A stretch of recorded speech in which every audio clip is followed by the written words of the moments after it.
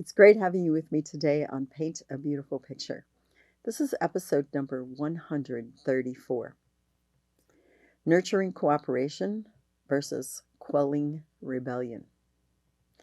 My challenge question for you today is this: are my kids cooperative, or is there a rebel in my house? I think in today's world, a lot of people think that having a rebel persona is pretty cool. So if you have a kid who's kind of rebellious and sort of, stand with a fist from Dances with Wolves, people think that's pretty cool. But let me tell you, in the real world, it's actually not that amazing. Every single one of us has so many things and so many issues, a lot of people with whom we need to cooperate. And if we're not, we are going to have all sorts of problems. I want to say to you right off the bat, I have an incredibly creative mind. I think that both of my sons do, and certainly my one grandson has a really creative mind. What that means is we don't always want to do things within the box. We don't even fit in the box or think in the box. And when we have to get into the box, it can be a challenge for us. So when you have a really hyperactive child or a super creative child, this child probably more than anybody needs to learn to be cooperative. How in the world are you supposed to cause that to happen? How do you foster that? How do you nurture that spirit of cooperation in a kid? Well, if they have brothers and sisters, and especially if those brothers and sisters are different than they are, give each kid a time to be in charge. I'm really serious about that. It helps them develop responsibility when they're in charge, and it helps them develop cooperation when they are not. It helps them understand that leadership has a cost, and it helps them to understand that being a follower in some ways is also a challenge. There's nothing easy in either part of the equation. So let's say that you have 4 children. Monday, child A gets to be in charge of their discretionary activities. In other words, everybody's like, I want to play on the trampoline, I want to watch a movie, I want to go, to the park and play soccer. Okay, you get to do one thing because you're not going to take your kids to do 5 different things. And child A, they get to choose. And everyone else needs to cooperate. That means participate with a good attitude in what's going on, in what leadership directs. Okay? And that person for the day, they're the leader. Then Monday, child B. I'm sorry, I misspoke. Tuesday, child B. Thursday, child C. Friday, child D. Okay? Everyone has an opportunity to be responsible. And granted, a 4-year-old isn't going to manage it as well as a 15-year-old. That's okay. They still need to learn. You give them a lesser level, like you can choose what we're going to be eating for breakfast today, or you can choose what we're doing for our afternoon fun time. And they say we're all going to color, and your 15-year-old is like, oh, Mom, come on. Are you kidding me? No, I'm not. And you're going to have an attitude of cooperation. We're all going to participate in this together, and we're all going to have a great attitude. So let's see what you can do with this. Yeah, like that. All right. Then you have something, and all of your family's going to go. You're on your way to a picnic for your work, and one of your kids, your 11-year-old, is like, I hate this kind of stuff, and you're not going to make me do it. See, there's the rebel. I need to quell rebellion and foster cooperation. And you say, I understand this is not your favorite thing. I really get that. All these people you don't really know, and it's like, I know this is not your favorite, but do you know what? I want to admit to you that sometimes taking you to the orthodontist every 2 weeks is not my favorite activity. And yet I do it. And I always do it with a great attitude. And we listen to music on the way. And then after you're done, we go do this together for fun for 15 minutes. I cooperate with what has to happen for your life to be what it needs to be. And you're going to cooperate with me and all of our family in this activity. And you are going. And you're going to have a great attitude. And if you do not have a great attitude when we get home, you're going to lose your tablet. You're going to lose your smartphone. You're even going to lose your watch because you are going to cooperate. Yeah, I mean, lay down the law. People need to cooperate with each other. They don't have to love every second. But you know what? Just because you don't love something doesn't mean you need to have a junky attitude and make everyone miserable. You have a great attitude and you do your best. That's cooperation. Okay? When you're on a team, any kind, name me a team: basketball, volleyball, football, bowling. You may not always love every part of all of the activity that you do, but because you care about your team and because you want to have a winning team and a winning season, you cooperate. Well, guess what? This is your life, and you need to emphasize this to your children. We want to have a winning team. We want to have a winning life. We want to have a great time, and that requires your cooperation and your happy, joyful, best that you got cooperation. And dad, mom, it requires your cooperation. If you're the person in the house with the trashy attitude half the time, grow up, adjust your attitude, be an example, help your kids see what cooperation looks like.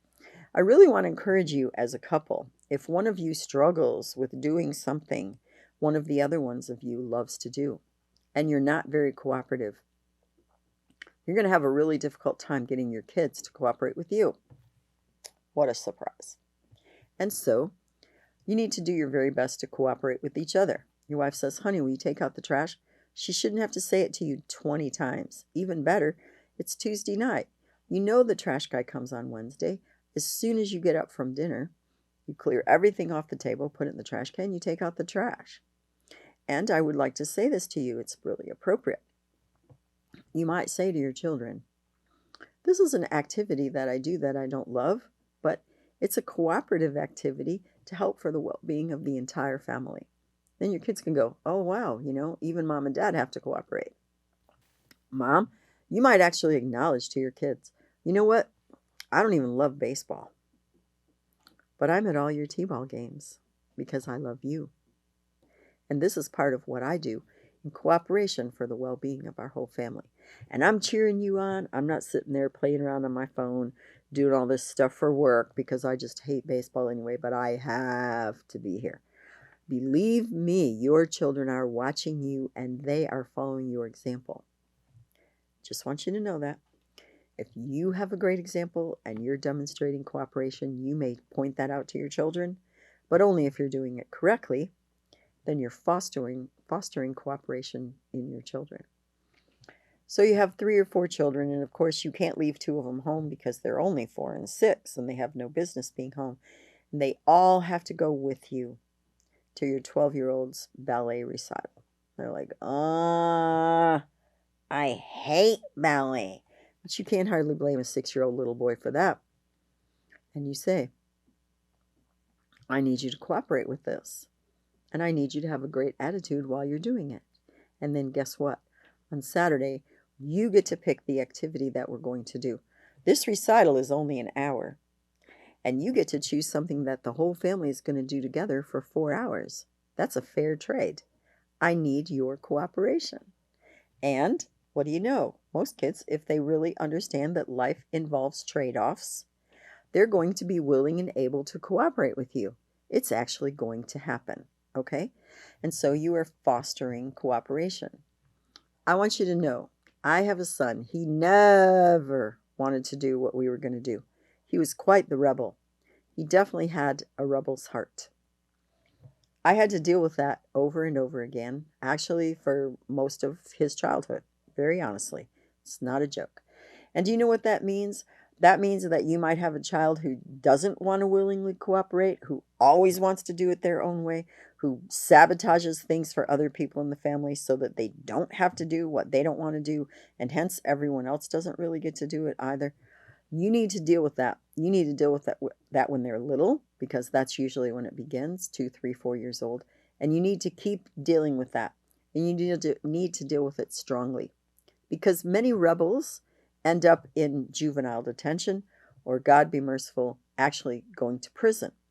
If it doesn't go that far, still, they are socially ill-adjusted. In other words, they don't have a good life getting along with others throughout their lifetime. And they often have a great deal of trouble handling or keeping meaningful employment. You're doing your kid no favors in any area of life by letting them get away with being a rebel. You need to handle that.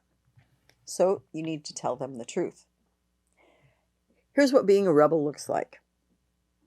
And don't paint a pretty picture. Make it as ugly as you possibly can. No one likes you. No one wants to be with you. No one wants to spend time with you. Do you want to spend your whole life alone, locked in a cell, or locked in your room at home? Not really. You actually want to be able to get along with others. You want other people to like you and respect you. Do you want to be poor, living in the back of your van your whole life? Or do you actually want to have a nice home and a good spouse? Well, then you can't afford to act like this, because that's where that road is going to take you. Being a rebel is not going to help you in your lifetime in any way, shape, or form. And so you cannot. And when you say, go brush your teeth, and they're fighting you, fighting you, fighting you, they're rebelling. Don't let them do it. Take a hold of them by the hand or the arm. Take them into the bathroom, even if they're kind of fighting physically. And you say, I'm going to stand here and you're going to brush your teeth. My son that was a rebel, he would stand there and he would say to me, well, you can't make me. I'd say, well, actually I can, but it won't be very comfortable for both of us.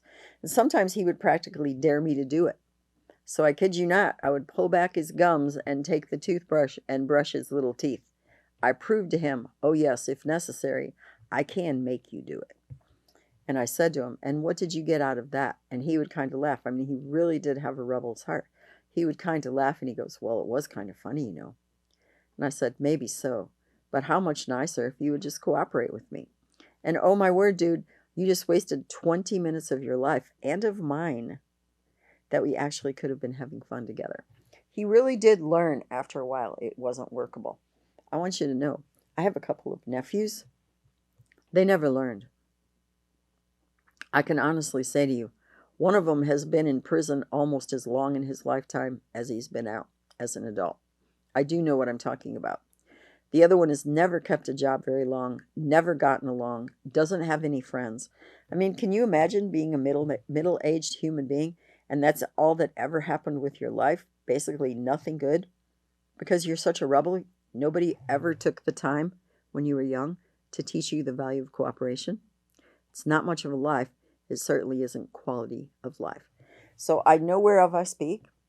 I've seen it with my two little brown eyes, and it isn't a good thing. You need to foster cooperation with your children, and you need to quell rebellion. I mean it. You need to get strong with, no, you're not going to do this. Does that mean an adult or even a teenager can never question authority? I did not say that. You are not meant to be a sheeple where you just go along with everything whoever is in charge says to you. Sometimes the people in charge are not right. You may ask questions. You may even, at times, with a well thought out decision, refuse to do what the person in charge is telling you. So please don't misunderstand me or misquote me here. There is a place for appropriate dissent. In general, though, within a household, the attitude needs to be cooperation, a spirit of working alongside of one another, making some compromises, learning to have fun, learning to have a great attitude, even when every single thing doesn't go your own way.